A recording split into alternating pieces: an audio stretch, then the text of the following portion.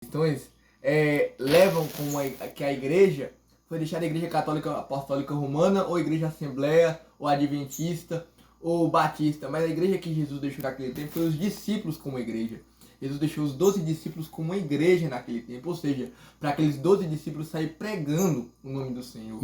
E por isso hoje tem, vou falar logo a verdade, tem muitos bestas por aí saindo falando de que Deus deixou a igreja assembleia, que Deus deixou a igreja católica, que Deus deixou a batista. A igreja que Deus deixou na terra foram nós mesmos para sair aí falando do nome dele, pregando a palavra dele. Essa que é a igreja de hoje, atual.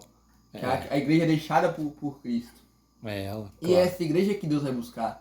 A igreja somos nós Mas a reunidos. primeira igreja que eles falam que surgiu foi qual que você falou? A primeira igreja que eles falam, a igreja católica apostólica romana. Sim, mas você falou outra, e qual foi? A Batista? A Batista, uns falam que é a Batista, outros falam que é a Deus Amor. Mas não foi nem a Batista, foi a luterana. Isso, a igreja luterana. Exatamente, mas não foi nenhuma que ele deixou. A única vestígio que a gente vê dentro da Bíblia. A luterana veio depois de Pedro, né? A única vestígio que a gente vê dentro da Bíblia, tanto como a Bíblia católica como a Bíblia cristã, é que Deus deixou apenas os discípulos para sair pregando no nome dele. Ou seja, então a igreja são os discípulos.